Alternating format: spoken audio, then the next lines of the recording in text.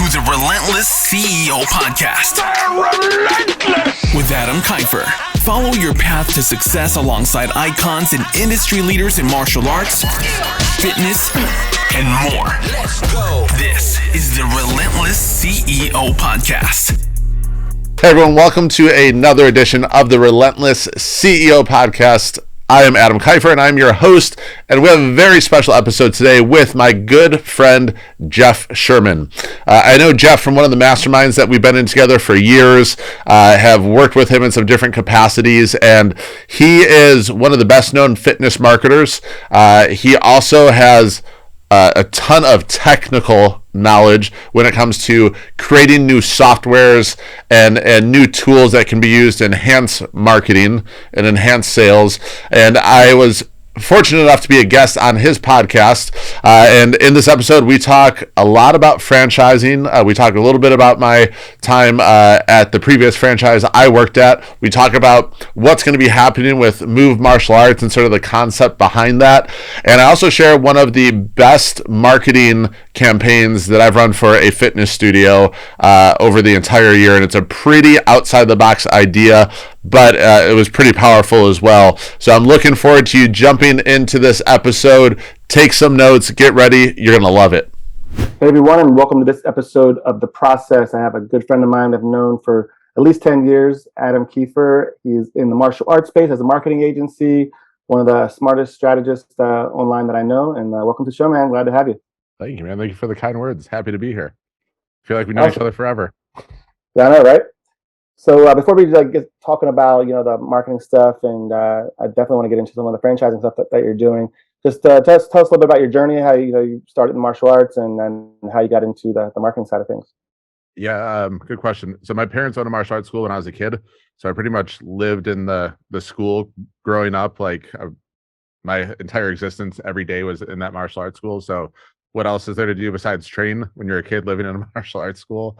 And then as my dad got older, I started to manage his school, partnered with my brother in a school for a little bit.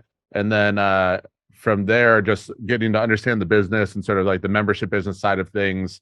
I got connected with I Love Kickboxing at the time, and they offered me a position on their marketing team, and then ended up pretty much running their entire marketing department, or creating the marketing department, I should say.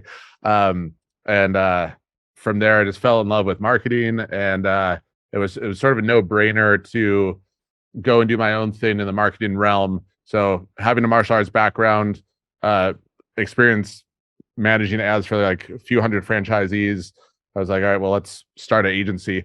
So we started the agency, and then around the same time, at Opportunity in Arizona, there was a failing martial arts school that was a client of mine, a coaching client, and they're like, hey, we need help. And I was looking for a change of pace from New York anyway. And it just worked out that, hey, move to Arizona, take over the school, start the agency, and then everything just sort of took off from there. Nice. Yeah, so I had a friend that was a strength coach, and his kids pretty much grew up in a weight room, and it's kind of the same thing. It's like pretty much in your DNA. If anybody knows more about running a martial arts business, it's got to be you. Like you got a lifetime of experience. What martial arts did you train, and are you still currently training or competing? Yeah, good question. So I started as a kid. I did Hapkido, which is like joint locks and pressure points. Then Tangsudo, which is very similar to Taekwondo, just like a lot of forms and kicking and punching. Grew up doing that, and then as I got older, I realized like 90% of that shit would never work. And I was like, well, I want something more practical. So started getting jiu-jitsu at the time, and then I fell in love with Muay Thai. That was like, I don't know why, I love hitting shit and punching shit, so that was my thing. And then just actually at age 37 did my first like full contact fight in Muay Thai, which was a scary experience going into it, but I had a blast. Like there's something about someone giving you permission to punch them in the face that is just enjoyable. Yeah, man, I saw on Instagram. It looked like it was a pretty good success. Yeah, I surprisingly got knockout of the night, which I wasn't expecting to get, which was cool. Yeah, leg kicks are fucking awesome. Nice. Now you have some street cred for your students. Yes. I'm gonna walk around with like a plaque with an image of the fight on it. Just point it out.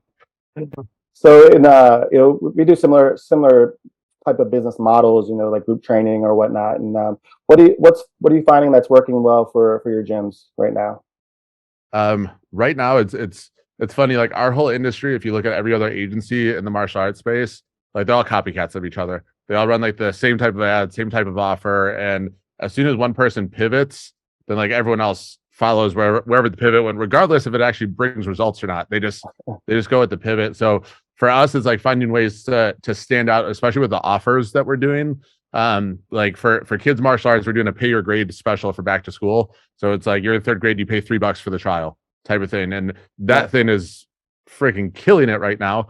And we're just always just trying to sort of think outside of the box when it comes to the offers that we're doing. And then on the lead nurturing part too, because I think that gets forgotten about a lot about in the marketing side, just having it automated, but also like having like some customization in there. Like we use stuff like nifty images to customize like the images. So that way they get a picture of like the manager holding the whiteboard and it's like super excited to meet so-and-so for their first class. And it gets automatically customized every time. And just the little things like that really helps us not only just to stand out against other agencies, but like helps our clients to really stand out. Because we have people that own marketing agencies that'll show up to take their kid for their first class. And they're like, who the hell is doing your marketing? Like they're like, it's so damn good. So it's cool to hear some of the feedback like that, besides just obviously getting them the results that they're looking for. So I think the change of offers is super important.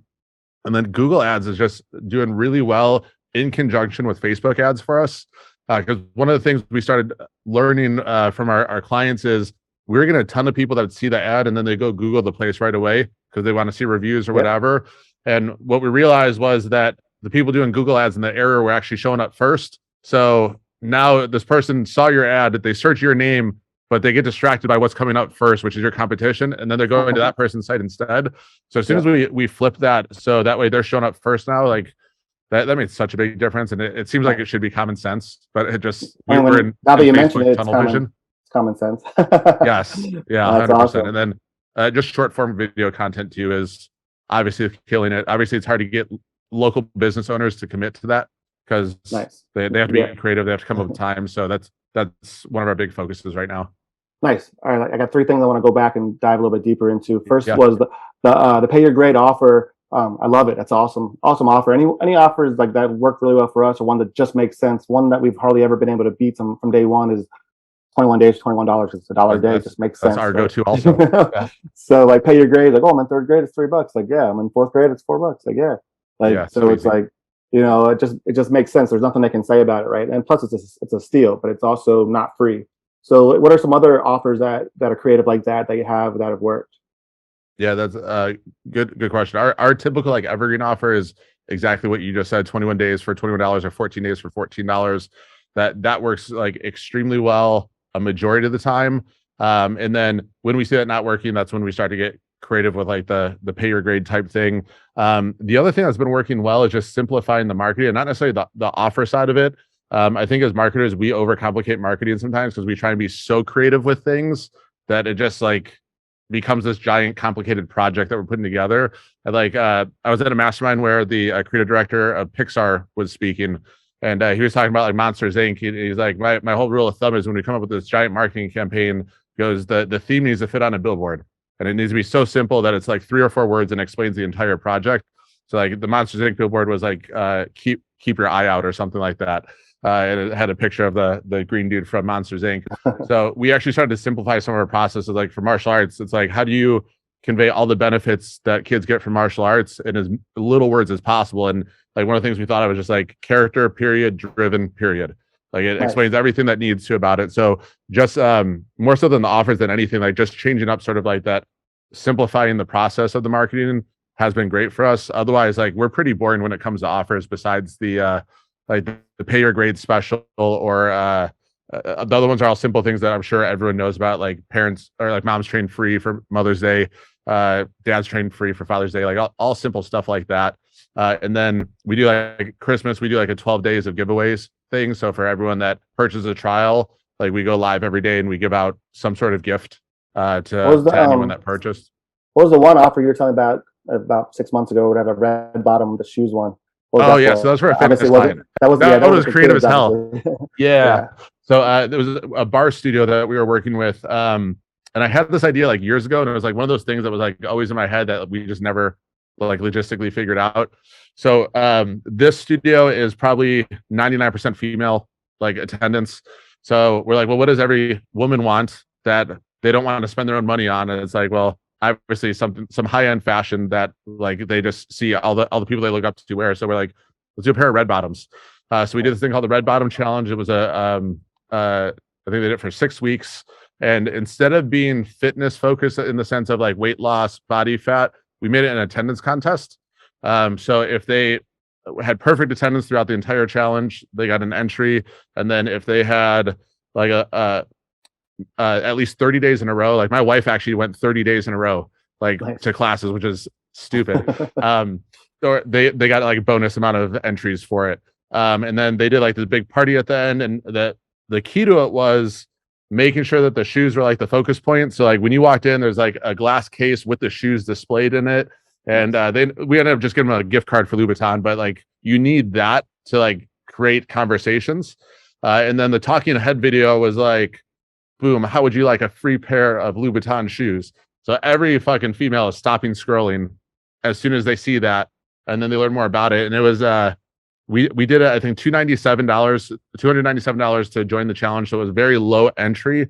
And then the people that were already members of the gym could join it for $197. And they probably had like 50, 60 people doing the challenge all together. And it just popped off. Like next time we're going to press release this thing like crazy and blow it up even more, because there was so much talk about it inside the studio and even in the community without doing like any press releases that were like, we could probably blow this up 10 times bigger next time that we do it. Nice. So moving on to the Google thing. It reminds me of like when I first got started like learning internet marketing. I started applying it to my offline businesses back in like 2008, 2009 maybe, and I was able to push all my competitors off the first page because it was easy to do SEO back then. I would get press releases on the first page. I get my Facebook fan page on the first page, my actual website, my blog, YouTube video or two, and just pushing your competitors off the page, because what we were noticing when people, if you're not up there, obviously they're gonna get distracted and click on one of your competitors. So same thing like on social, even like if you run Facebook ads, the first thing they're going to do is click on your fan page and see like the last time you posted, if you're relevant, if you haven't posted in 6 months, like are they still open? Yeah. Like, so when you said that, like that just makes perfect sense. Like, if you're not advertising, they're not going to show you at the top of Google Places or whatnot, but that's definitely, a good hack. Tell us a little bit more about like what are you getting a lot of times with the boutique style gyms that we help, they're always like afraid to go in for Google ads because their, cost per lead is like 100x on the Facebook, lead or whatever. So instead of paying $3 or $4, you might be paying sometimes $35 or $50. Yeah, I think the easy way to sell it for our clients was we did a good job tracking how many members actually came from Google compared to Facebook, and it was like at least 10 to 15% higher conversion coming off Google, because you have people actively searching for your business instead of you interrupting them. So lead quality was definitely higher. And then we actually got lead costs to be very comparable to Facebook on Google. And I think part of it was we just really dialed in the keywords. We also use keywords that are like synonymous with their competition in the area. So that way, if they're searching for your competitor, you're coming up first. And that I think had a big thing to do with it. And then we have a lot of clients killing it with Performance Max ads. Like it was weird. We launched them for a lot of clients at first. They killed for like 4 months, and then for like 4 months they did nothing. They were terrible. And I don't know if Google was like recalibrating or figure something out in the background. So we stopped running them for a while, and then we went back to run them again, and they're killing it again.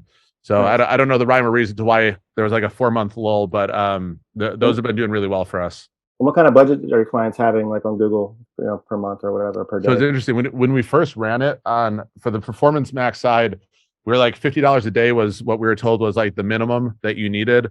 And then it was weird. One of our account managers started scaling one client's ads down, and it started performing better. So then we just like sort of ran with $25 a day on Google Performance Max, and that seemed to work well. Google AdWords, like in my experience, doesn't need that much of a budget, honestly. Like for my own locations, we'll run like $2 to $3 grand in Facebook ads, and then if you look at Google, we're like $500 a month on Google ads. What I was told was like, like say if you have a $1,000 budget and I have a $5,000 budget, Facebook, Google, whoever, any pay per click, they're going to show mine to the best quality first because they want to spend all of it. They only get paid when people click, right? So I'm going to get tier one audience until so they spend 4,000 on mine, it's 1,000 and 1,000. Then they'll show both of ours, equally, but it's like what's left. So I can see like when you go to scale, why it converts better. That's why I tell a lot of clients, and it's hard for them to believe, is like if your ads aren't converting great, let's increase your budget. They get, obviously they're scared to death to do that, but when you kind of explain it to them that way, then they'll at least give it a shot. It's like a crazy thing that happened. So our landlord of our building is actually our neighbor also, like in the building, and he runs he has like all data servers, so he's all data management next door. And he came over one time and he's like, "You guys do Google ads?" I was like, "Yeah." And he's like, "Can I see them?" So I was like, open up one and show him. He's like, he goes, "Just so you know," he goes, "I scaled a company in 3 months with only Google ads, and then sold it for over $1 million at the end of the 3 months." And I was like, and it was like a lawn care company or something like that. And I was like, "Well, what did you do?" And he goes, "I created a software that shows all the times that your competition is running ads, and then your ads just run the opposite, so you get the lowest cost per bid possible at the times they're not running the ads." And he's like, so he goes, "I was paying like 20 cents a lead on Google." So he like sat down and, yeah. What's the name of that software? So he built it. Like he just, oh, nice. Like it looks very like homemade, but it fucking works. And so he shared that with us, and we're just like, does he want to license that? It was like Thanos Infinity Gauntlet. Exactly. No, that's pretty smart. That's awesome. Yeah. So that was helpful. I forgot what the third thing I wanted to go back and go a little bit deeper on, but let's move on to like franchising. That's one thing that I've never really had any interest in touching. I know a lot of, between I love kickboxing, football boot camp. I know I'm friends, had been friends with the owners and stuff, and just know like all the struggles and obstacles they've had to deal with. And then a friend of mine in Vegas, he has a newer franchise, like a year or two. Just never looked fun to me. Not having any franchise knowledge is too much regulation, too much that you have to know, or you can get in big trouble quick. So just tell me a little bit about your experience in franchising. You've been through, you've seen the best, you've seen the worst, and now you've decided to franchise. So tell us a little bit about the pros and cons of franchising and why you ultimately decided to go with the franchise. Yeah, you know what? If you would have asked me probably 4 years ago when I was in New York still, I would have been like, I'm never touching a franchise ever, like ever. Just because we saw sort of like everything go downhill with that franchise. I really had no goal of franchising until I came out to Arizona. My business partner, Travis, was like an Orange Theory operator. He had ownership in 100 locations before he exited, and was super successful with that.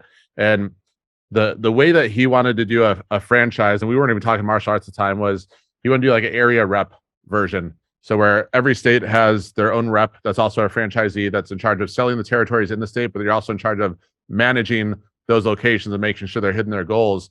And for when I was at I Love Kickboxing, there was no area rep. So it was like you have 300 franchisees constantly reaching out to you all the time for whatever they need. And that's hard to manage because I don't think a lot of people realize how lean you have to keep a corporate team on franchising, because you got to make sure that like you're spending on national marketing. You got to make sure that like there's plenty of money to buy back units and all of that stuff. So you have to keep it really, really lean. And this model makes it easy because now they report to the state rep and they bring any concerns, problems with that. And now you're just managing 50 state reps instead of 1,000 or however many franchisees you're going to have. So that model itself sort of opened my mind up a little bit more. And then we had Adam Sedlick, who's the CEO of UFC Gyms, come and speak at one of our events. And I was talking to him, and he just CEOs different than I've ever seen for like a franchise. I see, like, if you follow him on Facebook, every day he's at a new location. Like he visits every location, spends tons of FaceTime with them. And I was just having conversations with him, and he's like, "You're young." He's like, "Don't do it my way." He's like, "Do it the way that you're going to do it." And then he has been so awesome at just giving advice on what to do, what not to do, what mistakes he made, and what he would do different. That gave me a lot more confidence in sort of going into the franchise world. And then I think the other area, just getting from talking to him, is too many franchisors go into it where it's almost like they're trying to butt heads with the franchisees. Like they're so worried about their ego or being right or like making sure that they're the authority that they don't actually like take any feedback or seek feedback from the franchisees. And then a lot of these too, I feel like the training is an afterthought for the franchisees. Like the systems and support that they get is like very minimal at best. And we sort of done the opposite. We built out all the systems. We tested it with our mastermind clients first. And like their first year, the average from like worst performer to top performer was 144,000 increase in gross revenue. And I was like, and they were probably only doing 20% of the systems, like not even all of them. So we knew that we had a much better support system already than 99% of franchises. And then we also know that we're going to invest heavily in making sure the FTD is done right the first time.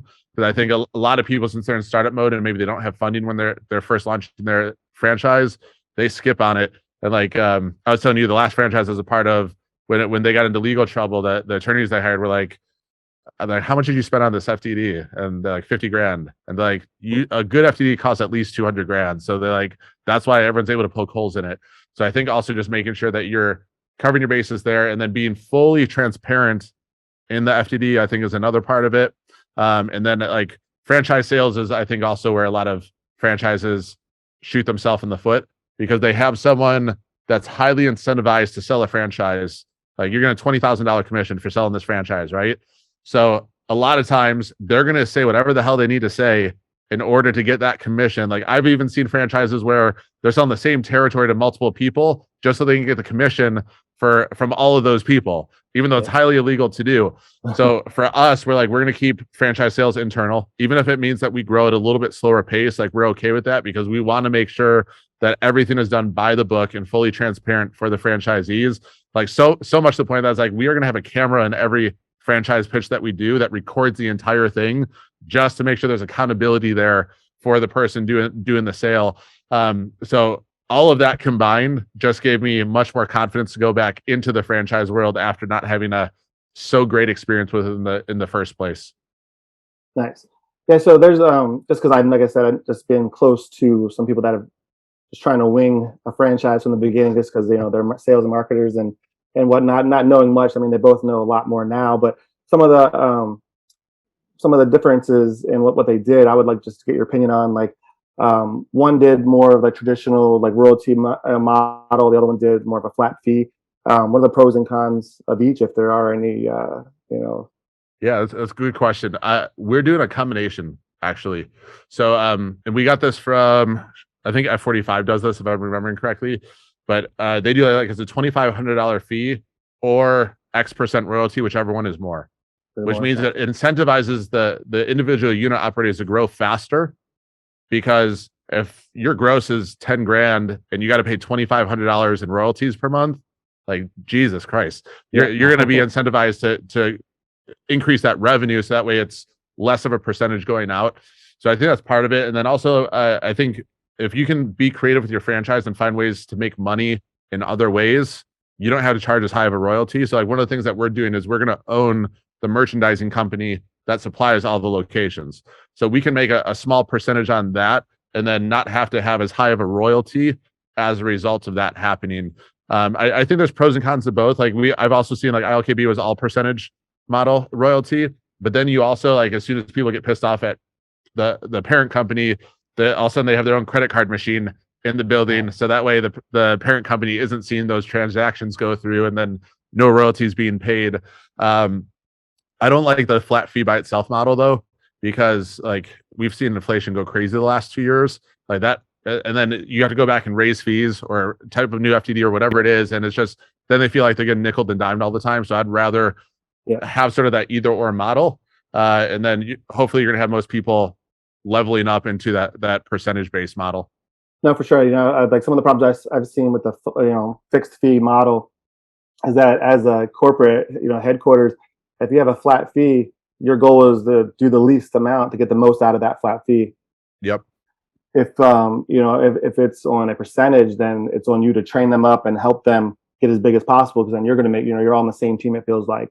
So the combination, I think, is great, because it helps you in the beginning, and it also eliminates, like, it doesn't totally eliminate, but at least for the most part, eliminates the getting that second credit card machine, maybe even going to a different company or whatever. You never know, like. Yeah, I think you're right on though. It needs to be a partnership approach from franchisor to franchisee, and I don't know why franchisors are like, not all of them, but a lot of them are just so like butting heads with their franchisees, almost like they're trying to constantly, like it's like a dick measuring contest. It's like, no, it's like, if I'm the franchisor, I make more money by making sure my franchisees succeed, because if they're making more money, so am I. So like, why wouldn't I take feedback? Why wouldn't I do everything I can to make sure that they're performing at the best possible? Because in the end, it only benefits the mom and dad company. Like common sense, I feel like should for be. sure.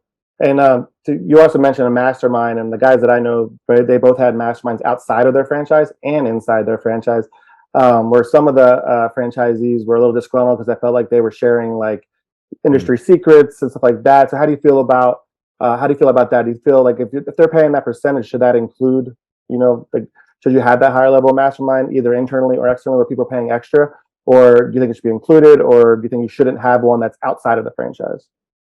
Yeah, I think that's a great question. That's actually something that I've struggled with. I'm like, when we launch this thing as a full franchise, are we still going to have our mastermind running? And I think for me, the answer is, if they're teaching totally different things, yes. But if the systems are the same that we're teaching the mastermind and that we're also giving to franchisees, I think that's fucked up, because you have all these people buying into a franchise model, but they could have just gone and paid in this mastermind and got something pretty similar. So that's something that we've been wrestling with. Yeah. For us, though, the systems are not going to be the same that we're teaching them both.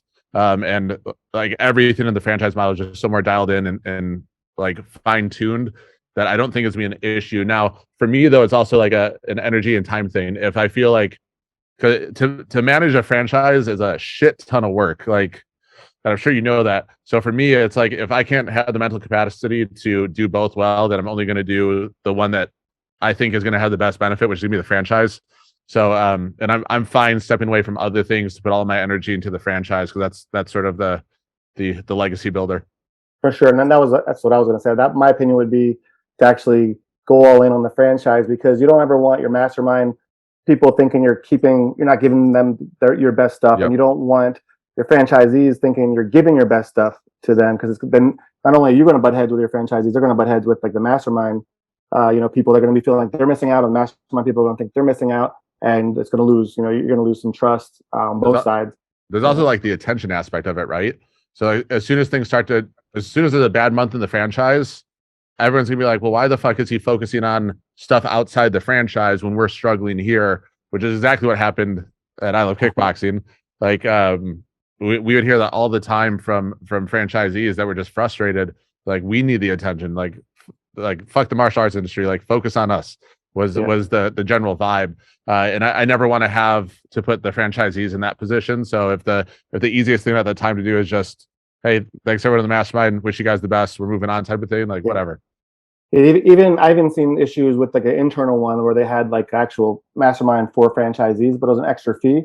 Then the franchisees that couldn't afford to go exactly were feeling like they were missing. Like, why are they giving them better information than us? And we're struggling. We can't even afford to join the mastermind. And we don't have access to that information or whatever. That's how they would feel. So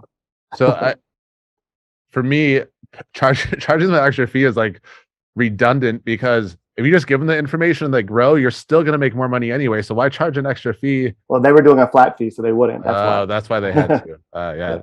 I think it's just a shitty model. But it just divides the franchisees between the ones that are successful and can afford the mastermind and the ones that aren't there yet, and feeling like they're missing out on the key piece. And the reason they're not successful is because they're not getting what the mastermind members are. But it's funny, like we've had such good success with how we structured the mastermind support that we're almost treating the franchise like it's going to be a mastermind in a sense. Like, yeah, we give them all the systems and everything, but like, we're going to do weekly calls. We're going to have like in-person meetings that they can fly out to if they want, just to get some extra training. And like, all of that is just going to be part of the support we provide for their franchise fee. It's not like, I think it's dumb to charge them for more support when they've already bought into your franchise and put their life savings on the line a lot of time. So when somebody has like their business and it's doing well and they're thinking about franchising or maybe even like licensing, if they were going to go the franchise route, what are some like big things they need to consider as far as like legal fees? What are they looking at, to do it right? Like you were saying, $200,000 is for that, FTD. What else are they looking at? They have to register in every single state. Like, what are some other things they got to do that they should be aware of? God. So, number one, like, focus on the state that you're developing it in first, and build out successful corporate models, because it'll be so much easier to sell the franchise when you have successful corporate models. Now, with corporate models, you're not allowed to share like financials of how they're doing. You're just not allowed to. It's illegal. So but people can figure it out. Like Travis, my business partner, when he started going to Orange Theory and wanted to see the model, he would literally sit outside the Orange Theory and count the number of people going in like each day, and just multiply that by the monthly payments to sort of figure out what the location was doing. So that'll be easy enough to figure out. I think a lot of times franchises launch without like proper proof of concept, or proven proof of concept, where it's like for us, we're like, hey, we want these corporate units averaging $75,000 a month with at least a 20% profit margin. Like that's low end. So if we can get our corporate models at that, like it'll be so easy to sell. You just bring someone in, they're going to see it full. They're going to see that you're charging $229 a month. They're going to do the math and be like, well, shit, this is a great idea. So I think get those corporate locations up. I would say kick ass in one state before you even start thinking about expanding to other states. God, legal fees are stupid. Like if you think your FTD is going to be $200,000, like that's just one aspect of that. You're going to need in-house counsel at some point, because there's going to be people that violate the FTD frequently that you're going to need legal counsel for. So you need to be able to afford that. The other thing to think about too is like the first merchandise buyout. Like we just did our first buyout of like just t-shirts, shorts, like boxing gloves, that stuff. Just the first bill for it was $110,000. It's like, and that's just for fulfilling 3 locations, like 3 full locations. So it's like when you start adding all of that up, you need to be aware of that. And if you don't have the money to do it, you need to either find investors or find people to partner with. Luckily, my business partner and I have been planning this for like the last 4 or 5 years. So it's like we've been steadily saving and getting ready for this and leveraging other assets that we have to make this work. But that's gonna be a big part of it. And then I think like for us, the systems part was like, we're going to open up our own locations and test it. And then we're like the mastermind, let's teach some other people the systems and make sure other people can do it too. And it's not just relying on us. So I think, again, fleshing it fully out to make it make sense is super, super important. And then I think you also need something unique, like about your franchise. Like what makes it different? If it's just a fitness place, like any other fitness place, like why are people going to buy into it? What's going to make it stand out? That's what I was gonna stop you there, because you're doing some really creative stuff. I don't know if you can talk about it yet or not, but like Orange Theory has like their heart rate monitors, the whole like Orange Theory part of it. At 45, everybody has their thing, and you've come up with like 5 things that's gonna like make you a category of 1. In the kids martial arts space. For one, they're actually learning a martial arts that works, and it's a mixed martial arts. They're learning ground fighting, standing, Muay Thai. It's a mixed martial arts type franchise. You're coming up with your own, gi and gear, and with like morale patches, like that they can take on and off and earn different types of patches. Gamifying it a little bit. So go ahead and tell us more. If you tell us what you can about it, because I was blown away by like the 4 or 5 different things. I think you guys are gonna crush it. Yeah. So when we're like fleshing the concept out, I was like, what's the most popular with our age demographic for kids, like 8 to 12-year-olds? What are they into? So as we did market research on it, we came down to 2 things: YouTube and video games. Like those were the things that if they had free time, that's what they wanted to spend time doing. So once we had that, and obviously all about gamification, we're like, all right, well, video games are important. So what do we do to really tie this in where parents will back it as well? Because the last thing parents want their kids doing is screen time, right? Yep. So it's like, well, what if we incorporate it and we actually create a gamification system of they earn XP points to earn a belt. So just it relates to Fortnite, it relates to everything else that they play. So now we have a system where they earn XP points through practicing character development skills. So like every month we have a magazine that they get, and there's 3 challenges based on their age group in the back of the magazine that goes along with whatever we're teaching. And what we're teaching them is way different than like the typical respect discipline that most martial arts schools taught. We're teaching them financial literacy. We're teaching them emotional intelligence. We're teaching them time management. It's almost like the same things that you would teach to a mastermind group, but you're doing it like in kid form, which is awesome. And the way that we came up with all these is we just pulled parents and we're like, hey, what is one skill that you wish you learned when you were younger that like if you could go back in time, you'd snap your fingers and make it happen? And then we took all those answers and we created a curriculum around it to make it work. So now like the missions that they do for life skills, they get XP points for every time they attend class, they earn XP points. And then they earn the belts. We completely changed. We got rid of all the traditional martial art belts. Like all of our belts have some sort of like cool pattern. Like we have one that's sort of like a Street Fighter belt where there's like a little pixelated guy shooting fireballs. But there's all these cool patterns. So that way it was like skins on a gun, like when you play Call of Duty. Mm-hmm. So now kids like have an excitement of like why they want to get the belt. And it's not just like a piece of cloth around their waist anymore. You said there was something. You said there was like something to where like the parents could recognize from like afar. Like you said, like most places, like the parents don't know like which kids are higher or lower, ranking or whatever. Yeah. So like simple, right? Like if depending what martial arts school you go to, the belts are going to be different. They're going to be in different order. It's confusing as hell. Like when I even walk into our school now that hasn't converted over yet, like parents are like, what belt is after this one? So it's like simple as like, just put a fucking patch on there that says level 1, level 2, level 3. So now parents look at the belt and they know exactly where they are in the process of that child moving up to black belt and beyond. It makes it simple. We got rid of traditional gis for a couple reasons. Number one, like just growing up in martial arts, anytime I had to leave somewhere after martial arts in my gi, I just felt like a moron. Like I felt like I stood out like a sore thumb. And then I'm sure people were looking at me like I was a moron too. So we went with like just a very athletic Lululemon type like uniform. The shirt makes them almost look like a superhero the way it's designed. It's like very, very comfortable like shorts or joggers that they wear with it. And we're like, we want them to be able to look like an athlete as soon as they walk out. Because if you think about martial arts in general, with the one exception being sort of like jiu-jitsu and Muay Thai, I think like it's mostly nerdy kids that do martial arts. You don't see the star quarterback doing martial arts. You don't see the athletic kid at your school doing martial arts. No, it's the kid that's getting bullied. It's the kid that has like mental health issues, self-esteem issues, like those things, which I think martial arts is great for all of those kids. But why can't we make it where martial arts actually creates athletes? Like I think my problem with most martial arts schools is you'll look at a kid that's a white belt, you look at him 4 years later as a black belt, his body type hasn't changed at all. Yeah. How the hell does that happen? Like if that kid did football, basketball, any other sport, you would see physical change happening in their body type. And it's like, well, the curriculum was shit, or like, they're not actually like, how do you, man, I watched martial arts schools where I watched an hour training and no one's sweating. I'm like, how do you train in anything for an hour and not sweat? So part of it was making sure that we are having the athlete development side of it going along with everything else. I don't remember what the original question was. I went off sideways so many freaking times.